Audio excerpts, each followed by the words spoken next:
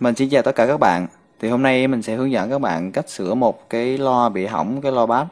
Thì ở đây mình có cái loa này đây bị hỏng cái phần loa bass rồi. Thì mình sẽ hướng dẫn một cách đơn giản nhất và dễ hiểu nhất dành cho những bạn mà chưa bao giờ sửa loa thì vẫn có thể sửa được nhé. Và mình cũng hướng dẫn thêm cho các bạn là cách tách lấy cái con IC này ra khỏi cái bo mạch này, đây gọi là con IC nhiều chân này nè, khỏi cái bo mạch là bằng phương pháp quyết thiết. Thì cái phương pháp này là dành cho những bạn mà mới sửa ấy, hoặc là sửa lần đầu ấy, thì nó rất là dễ luôn, mà cái phương pháp này cũng ít người biết vì họ có cái hút thiết rồi. Thì mình sẽ hướng dẫn cho các bạn nào mà chưa có hút thiết á, hoặc là những bạn mà mới tập sửa những cái loa như thế này ha, để rút cái con IC này ra khỏi cái bo mạch cách rất là dễ dàng luôn. Rồi các bạn nhớ chú ý đón xem nhé. Rồi nếu như các bạn nào thấy video này hay thì hãy để lại một like và một subscribe để ủng hộ cho channel của mình nhé. Và các bạn đừng quên nhấn vào cái biểu tượng cái hình cái chuông để nhận được những thông báo mới nhất khi mình đăng video nhé. Rồi bây giờ mình sẽ hướng dẫn các bạn sửa.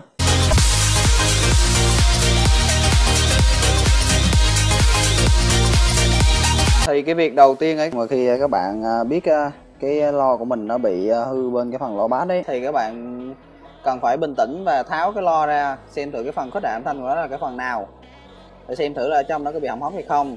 Thì cái lo của mình ấy, nếu mình tháo ra thì nó không hỏng hóc gì cả, và mình thấy là cái phần khuếch đại âm thanh là có cái con mạch này thôi. Thì cái mạch này chạy 2 IC khuếch đại âm thanh, và còn lại là cái bộ âm sắc là bass chết đây.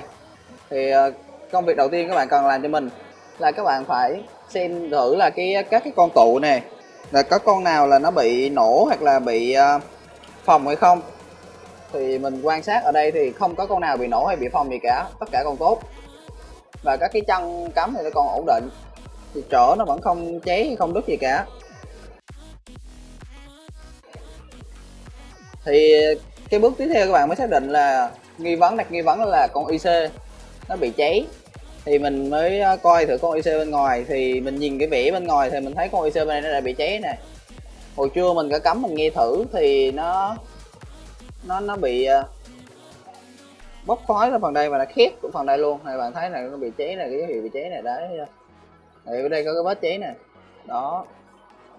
Thì các bạn mới dò thử chính xác với con IC này không, thì mình có cái chân bass là chân này nè, đầu là lật ra sau nè. Các bạn thấy hai đường chân này, hai đường chân bass nè. Đầu mình dò nè. Đây, từ đây chạy vào đây. Đấy, rồi thấy chưa? Thì xác định chắc chắn cái con IC này, đây nè là IC của phần loa bass, thì mình sẽ tháo cái chân IC này ra. Đây. Mình tháo dàn IC ra và mình thay cái IC mới. Thì muốn tháo cái IC này ra ấy, cái điều đầu tiên các bạn cần làm cho mình là các bạn phải mua một cái dây điện lõi to càng tốt nhé. Thì các bạn phải dùng hút thiết, các bạn hút ra. Thì đây mình sẽ hướng dẫn cái cách mà các bạn lấy cái coi IC này ra mà không có hút thiết, dành cho những bạn chưa có cái hút thiết ấy. Thì mình sẽ dùng một cái dây điện lõi to, mình cắt cái dây ra nha. Thì đây các bạn cắt ra về cho mình, và các bạn tạo thành một cái chổi thế này nè. Đấy, nó gai nè, là một cái chổi.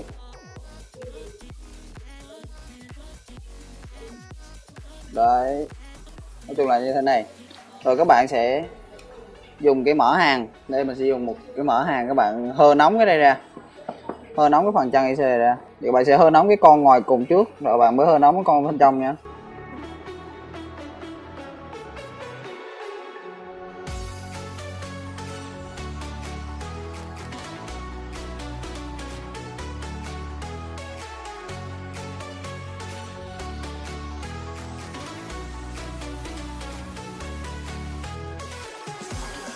Đấy, thì đây một lần nó quét như vậy thì nó sẽ dính cái đấy, nó sẽ dính một cái lớp thiết ở trên đầu đây.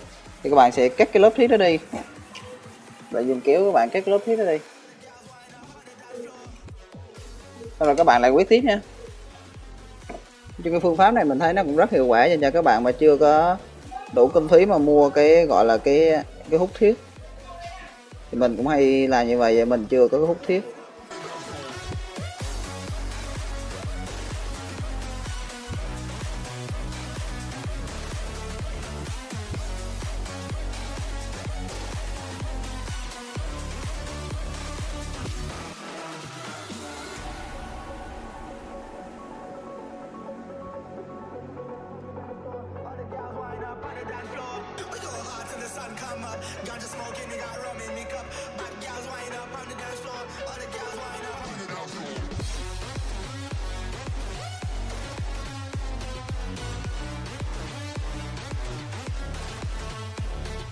Đây thì đây mình đã làm xong rồi đây.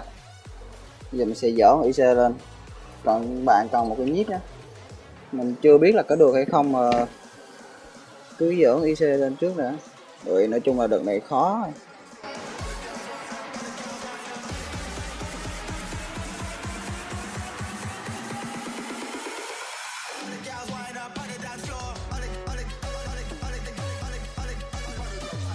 Đây thì tới bước này các bạn sẽ cần tới 2 người. Thì các bạn sẽ lắp cái cây tăm này vào nè. Do ở đây nó bị kẹt cửa ứng tụ nên mình phải lắp cây tăm vào. Đấy, rồi các bạn dùng một tay các bạn hàng đây lại, các bạn hơ nóng hai bên này. Đấy, rồi người còn lại sẽ dùng cái đây này bứng cái đây lên, đẩy IC lên. Đây và mình sẽ nhờ một người hỗ trợ. Này các bạn coi nè.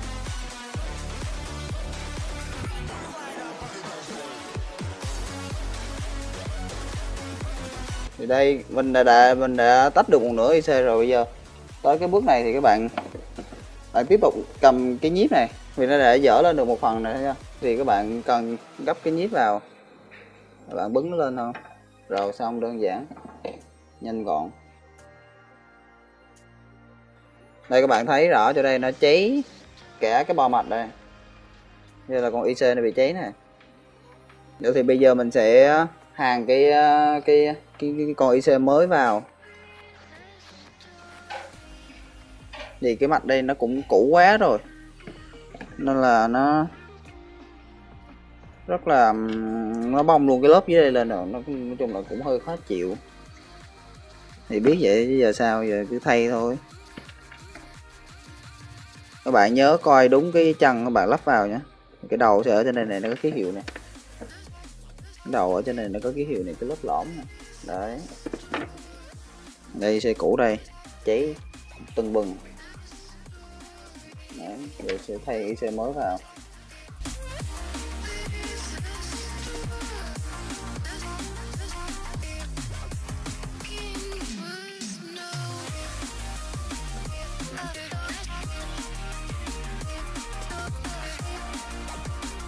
Này nói chung là cái mặt này đây các bạn thấy nó bung hết lên rồi. Này, nó bung hết lấy cái miếng lên rồi. Nên nói chung là qua cái video này các bạn được biết thêm một cái kỹ năng mới là kỹ năng đẩy thiết ra để hàn, để tháo IC ra mà không cần thì tới cái hút thiết. Thì thường thì cái mạch mà TA2025 này của Soundmart đấy là nó thường hay bị cái phần là cái loa bass lắm. Bữa trước mình cũng gặp một trường hợp như thế này rồi, nó cũng bị hư phần loa bass rồi, cũng phải thay IC thế này nè. Rồi giờ thì hàn vào.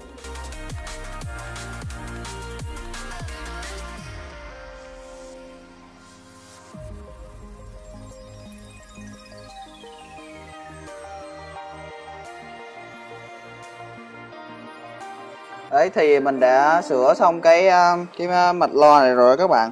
Thì cái thường cái loa dạng mà cái mạch TA2025 này thì nó thường hay cháy phần loa bass. Thì vì cái công suất nó mở cái bass to ấy, nó nóng rồi chịu không nổi thì thường nó sẽ cháy. Nhưng hồi nãy mình mới vừa test đây thì loa bass đã hoạt động lại rồi, nhưng mà mình mới xài chút xíu nó đã rất là nóng, nhưng trong khi cái con chép này thì nó không nóng bao nhiêu hết.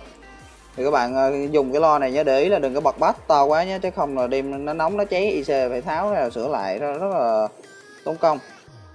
Giờ mình sẽ bôi tản nhiệt lên cho nó, rồi gắn cái lớp nhôm của nó vào. Nói chung là các bạn tháo ra như thế nào thì chẻ nó về như thế đấy.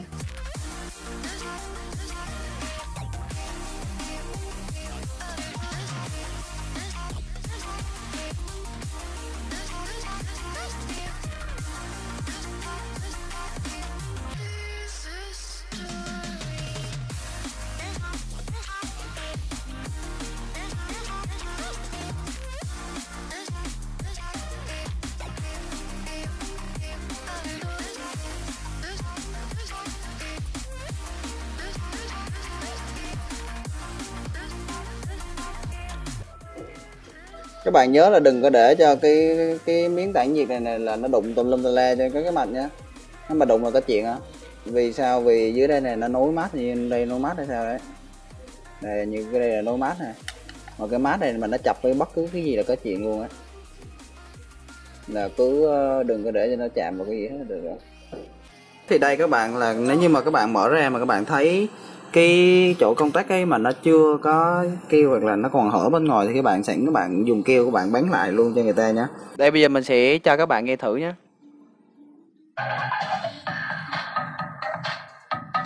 Đây. Cái đây có cả chép cả bass nè. Các bạn nhớ cho mình là bạn theo không vượt quá cái tầm theo chiều này, đừng có vượt quá như thế này. Như thế này là cao nhất rồi, các bạn đừng có mở quá nữa là nó nhanh hỏng loa ấy. Bây giờ mình sẽ đó, các bạn nghe loa bass không? Bass này.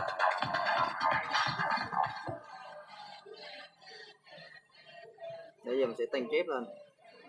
I want to introduce you to this new sound. It goes a little something like this. Boom boom boom boom. Boom boom boom boom. Bad like a boom boom boom boom. Boom boom boom boom. That's bad like a boom boom boom boom. Boom boom boom boom. Boom boom boom boom. That's bad like a boom boom boom.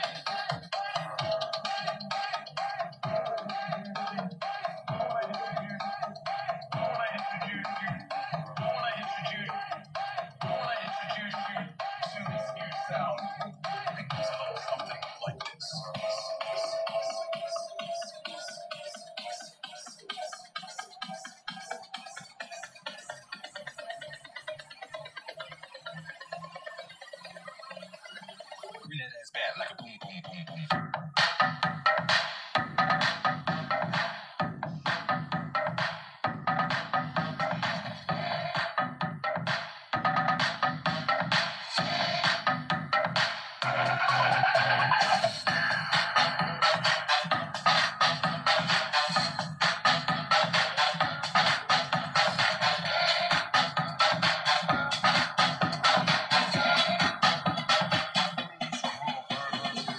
Đó, như vậy là mình đã hướng dẫn cho các bạn cách sửa một cái loa mà nó bị hỏng cái phần loa bass rồi đây. Nếu như các bạn nào thấy video này hay thì hãy để lại một like và một subscribe để ủng hộ cho channel của mình nhé. Và các bạn đừng quên click vào cái biểu tượng cái chuông để nhận được những thông báo mới nhất khi mình đăng video nhé. Rồi, cảm ơn các bạn.